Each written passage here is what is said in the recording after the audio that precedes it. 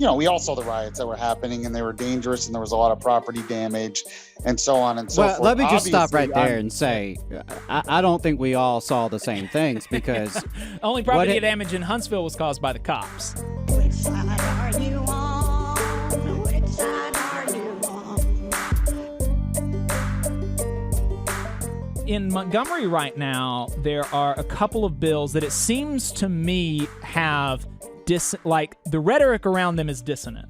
And I'm talking about the constitutional carry and the quote-unquote anti-riot legislation. You support the constitutional carry bill, right? I'm assuming? Yes, correct. Why do you support that? Well, I tend to believe that you have a right to carry a gun, and you don't necessarily need permission from the government to be able to do that. And you don't necessarily need to buy a permit to be able to do that. It's kind of, it is your right as an individual citizen to do that, and to have to pay the government for a permit to do that just doesn't seem right to me, especially with the Second Amendment. Yeah, and I don't, we're not opposed to that necessarily. I think I'm not a gun owner. I know Adam is. I know David is. And I have my permit, and something Senator Gavan mentioned, which is really the whole reason I have it, is so that if I have my firearms in my vehicle and I'm pulled over, I'm in compliance. I'm not someone who the people who concealed carry everywhere, more power to them. But I don't necessarily always feel like I have to go packing everywhere I go. Maybe I should. I don't know. And I don't either. And I was going to say that the law does not prevent you from getting a permit. Even this law, you could still get a permit. Right. Sure. Yeah. So, I'm not opposed to the legislation, because I think ultimately these permits are primarily just a revenue generator for sheriff's departments. Yeah, I agree. I think whatever legitimate revenue needs they may need should not come from that, nor should it come from asset forfeiture and fleecing their citizens as they pull them over in a discriminatory manner, though that's a whole nother subject. So yeah, well, Brookside was a great example of that too. Yeah, yeah, absolutely. So I think, and the timing on that is pretty interesting. I think that can't help the law enforcement community as they're out here beating the bushes to try to kill this bill. At the same time, you're getting massive exposés about the way they fleece their citizenry and just people who happen to be driving through. And had the bad misfortune of ending up in a community where the cops are there to generate revenue off people. Yeah, it was. Oh, go ahead. I was just going to say it's amazing that the vice chairman of the committee that was going through this bill, he had said that supporting constitutional carry is defunding the police. Yeah, and I was like, a Republican said, like, it was just like the former sheriff of Brookside would have loved to use that line. I mean, the idea that they should be getting their funding in the first place from ticketing and fining their citizens that much. I mean, no, you're not going to, I'm not on board with that at all. Yeah. That's all. Hey, there we go. There's a point of consensus. And I think honestly would be a broad consensus across Alabama, across, various lines of politics and demographics. I mean, nobody likes to be harassed by law enforcement. Another one of the things that law enforcement is saying about, like, as they oppose this bill is that it might make them less safe, and it might make it harder for them to solve crimes, and somebody was saying something along those lines on Twitter, and you said, like, take away my freedom so I can feel safe is not like a very compelling argument, and so the counter argument that you're making to these concerns about officer safety or even civilian safety is that, like, we live in a free society, and there's going to be some amount of risk there, and the risk that comes with any citizen being able to carry a gun basically anywhere is worth it because it's important to have that freedom, right? Yeah, I mean, that's one of the arguments. I mean, it's kind of like you said, the Bill of Rights gets in the way sometimes of police being able to do their job as easy as they would want to, but it's there for a reason, to keep individual freedoms. Now, I don't necessarily buy into the argument as well that having more guns around is going to make it that much less safe. In some cases, it's going to make it more safe, in my opinion. But even putting that aside, I think we have to, the government's role is to protect our rights. And so that should be first priority in everything. And I believe carrying a gun is your right. Yeah, and so the dissonance, it seems to me, is that we've got this rhetoric around like consequences be damned, like it's my right to carry a gun into Walmart, you know? Yeah, and on the other side of that, you've got the same people pushing this quote unquote anti-riot legislation. And what are your thoughts on that piece of legislation? I mean, I read the bill. I really didn't have a problem with it. You know, I had seen the riots in, you know, we all saw the riots that were happening, and they were dangerous, and there was a lot of property damage and so on and so forth. Let me just stop Obviously, right there and say, I don't think we all saw the same things, because only property damage in Huntsville was caused by the cops. Yeah, what has been portrayed in the media, particularly conservative media, would have you think that like Minneapolis and Portland and even Birmingham were, you know, look like Kabul, and you know that's just completely ridiculous. but I mean, there was violence. and There was some a lot of- violence, and much, if not in most these of that, was at areas. the hands of the police, unfortunately. And many I people don't know that about and many people that perpetrated that, except for the police that perpetrated it, many of the civilians that perpetrated that violence and that property destruction were arrested.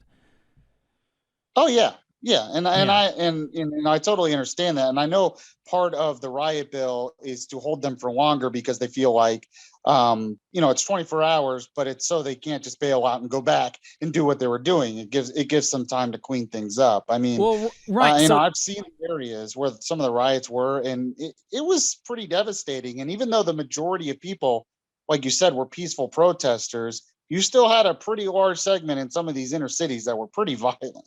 Well, so I can imagine a world where we've got a constitutional speech bill that mirrors this constitutional carry bill that says I shouldn't have to get a permit to speak in my park.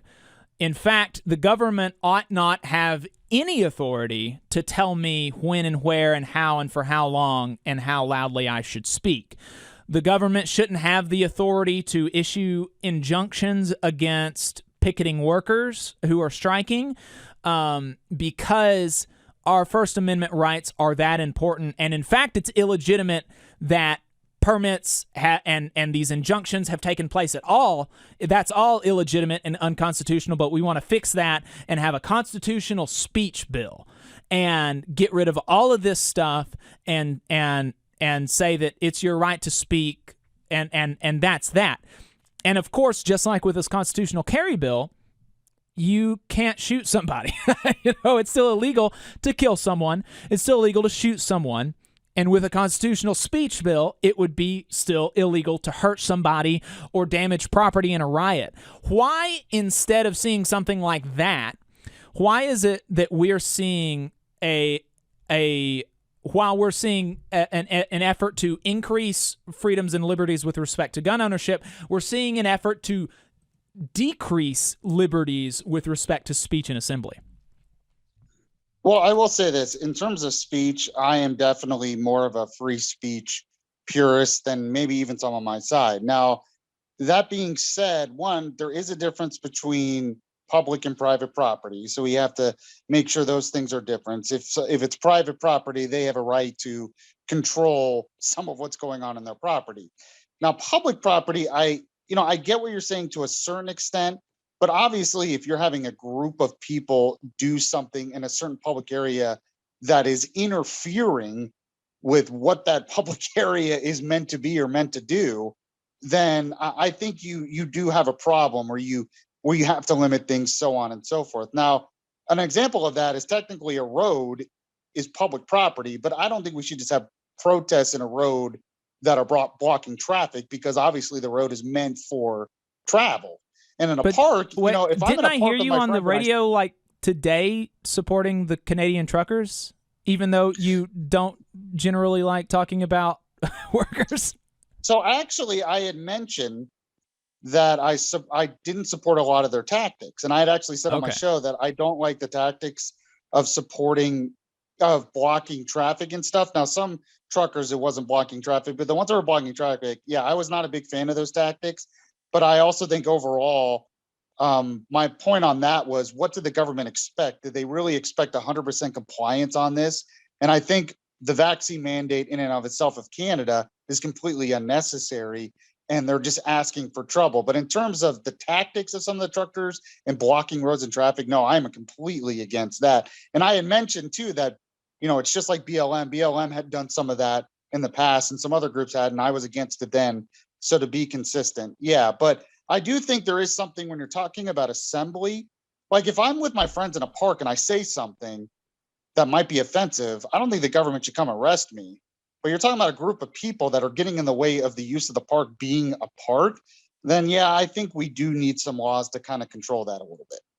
So the anti-riot bill, one of the things that you actually mentioned was the 24-hour mandatory holding period. When Treadaway was told that this would keep innocent people in jail for 24 hours and they would lose their job. And in fact, this actually happened. I was talking to somebody just a few weeks ago who had friends who was arrested in Huntsville. Of course, basically everybody who was arrested in Huntsville had their charges dropped because they were bogus.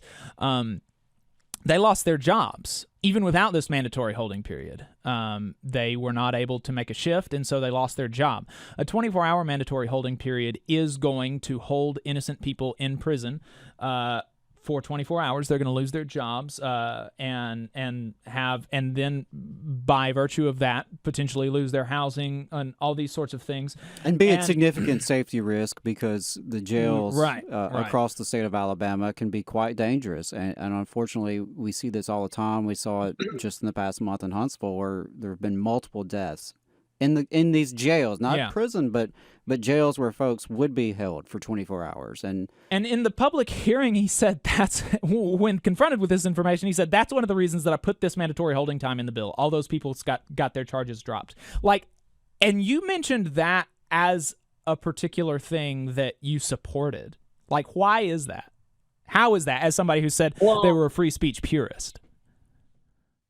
Well, I was saying that in terms of being in 24 holding period, I think the reasoning behind it was so that they can't go back out. And so they get arrested, they're in a riot, they get arrested, and they just get bonded out and they go back to the riot. And obviously there needs to be time to be able to clean up that area. Now, I will say this, I could see Republicans compromising on this. If there was a compromise to be made, I could totally see Republicans compromising on that one part of it. But even if they compromise on that, I don't think the Democrats are still going to be on board with it. Oh, no, I mean, of course not, because it's you can be arrested for rioting, quote unquote. You can be convicted. You can have a felony on your record. You can spend 30 days in jail without ever having hurt a hair on anyone's head or damaged a lick of property. And this is coming from small government. Well, you're talking about inciting a riot. You're talking about... No, I'm talking about participating in a riot. The definition of riot in this bill does not necessitate you hurting a single person or damaging a lick of property. All it necessitates is the intent to damage. No, it has the intent to hurt or damage. All it necessitates is that the police perceive you have that you are creating that sort of potential danger. Well, I mean, the interpretation here is police would perceive you have that interpretation. It doesn't say police perceiving it in the law. It just says you have that intent. And it seems like, this kind of goes from your worldview, I think. It seems like you just kind of believe that the cops are going to use this and abuse this. And I totally get that. Will. I mean, there's 500 years of American history that it's pretty clear that that's exactly what has happened and will happen. And under this bill, it's but there's lots of laws that we need that police could abuse anyway. So so I'm saying, we need laws. So to we be should probably get rid of some of them. What's going on. Yeah, I mean, my issue is that everything that people are talking about. We spoke earlier to Senator Sam Gavan about this bill, and he was like, I don't know. He frankly gave a lot of politician answers when I asked him these questions. He was like, oh well, I don't know, maybe this or maybe that. But when I asked him about this bill, he said, well, you know, I support people's right to speak, but people shouldn't be burning down buildings. And it's like, that's illegal. Like you will be arrested if you burn down a building in Alabama. And I do not understand. Like, there were people, most of the people had their charges dropped because they were bogus, but there were people that were arrested and were convicted in Alabama of property damage. And like, there's not a problem. It seems like I can't fathom imagining that there's a problem with people being too liberal with their speech rights. Yeah, I mean, I get what you're saying. It's just the goal is to be preventative. And there's got to be ways to be preventative so we don't get to the point where they're already rioting. Well, if you And allow I think people that to, was the goal. I mean, just like you And were in talking about earlier with respect to the constitutional carry, if you allow cops to violate the Fourth Amendment, you're going to prevent a lot of crimes. True. So if And you I- allow and I people to totally violate the understand First what you're Amendment, saying. you're going to prevent some property damage. But I think, as an American, as somebody who values the First Amendment right to freedom of speech, that maybe there are some consequences. Maybe there's a CVS that gets broken into because people were allowed to protest for too long. But like, I think that's the consequence of living in a society that values free speech. And the people who do that Are gonna still be committed arrested. crime, and that's what I share with my legislator. Is this is a classic example, and this happens in the Alabama legislature every session, where you have legislation that is supposed to be a solution that's worse than the problem it claims to be addressing, because we don't have a problem with, you know, massive riots in this state. We just don't. But you know, in terms of being preventative, I think you're actually really on to Well, I something think here, in- because it's meant to discourage Right. mass mobilizations. It's meant to discourage protest movements, social movements. You know, you could But hear I the think same that's kind of where our rhetoric different coming from Bull worldviews- Connor and his crew 60 years ago, because ultimately I think it is to instill fear and to penalize people who speak up, and it absolutely will be used in a discretionary manner. And you know what? And maybe in majority Democratic areas, pro-Trump or conservative protest may be unfairly targeted as well. And I would be against that. Yeah. But I think common sense and plenty of historical evidence is clear that it's going to be targeted at certain groups of folks. It's going to be targeted towards minorities. It's going to be targeted towards, you know, the quote-unquote radical left, which, according to some Republicans, is anybody to the left of Nixon. But, you know, I think it's meant to penalize and discourage people from exercising their rights to free assembly and free speech, to protest, to demonstrate, which is how almost all change in this country has come anyway, has come from social movements who were in the streets. And I think it's pretty, you know, Alabama Rise put out, you know, when they were sounding the alarms for this bill, they mentioned in their update to the members how this could have been used against Dr. King and Reverend Shuttlesworth and the civil rights movement. And I think it's just, yeah, it's a lot of echoing of that. You know, these non-existent threats that require big government force. And that's what this is. I mean, when police officers who are armed agents of the state have the authority to detain you for 24 hours in dangerous conditions because they thought you might be up to something, I don't feel very free. Yeah.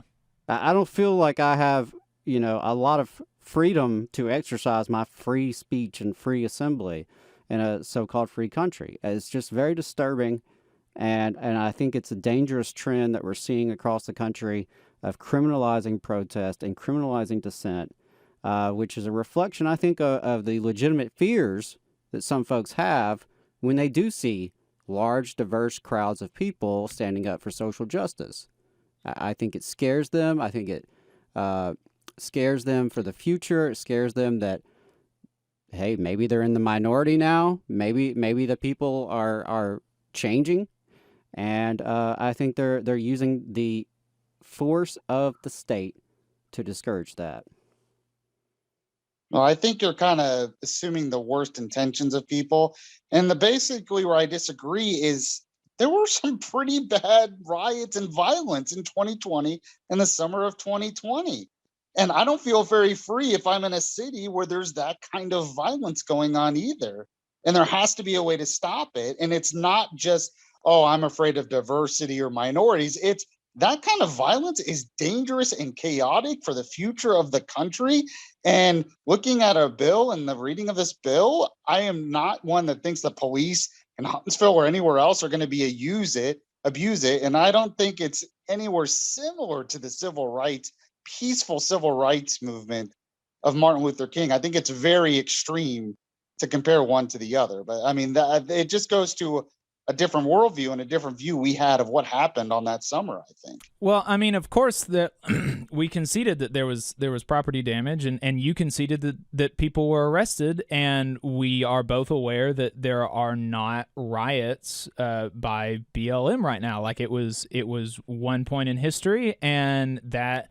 And now it's over. It's not like this is some long ongoing thing, and I think that a bill that allows for the holding of innocent people for 24 hours in dangerous conditions is not good. I think that a bill that allows you to be arrested for quote unquote rioting and have a felony on your record and spend 30 days in prison without ever having damaged property or hurt anybody, I think that's a bad bill. You can also be charged with a crime for funding a riot. We know that that's aimed at the bail funds. I think that I have a right to bail my fellow citizens out of jail, especially if I think that it's illegitimate that they've been in jail.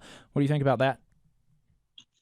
Yeah, I actually agree with you on that part. I mean, in terms of where you put your money, unless you're funding some kind of direct terrorist group, I don't think the government should be telling you where that money goes. And we saw that in Canada, and I was against it there too. I mean, they were using emergency actions. Yeah, to we're going to be go talking after about. Yeah, we're going to be talking about that here in a bit. That is extremely scary, what they're doing to those truckers in Canada. Work sucks, we know, but you can make it better by organizing with your fellow workers. For more information, call or text the Huntsville Industrial Workers of the World at 256-651-6707.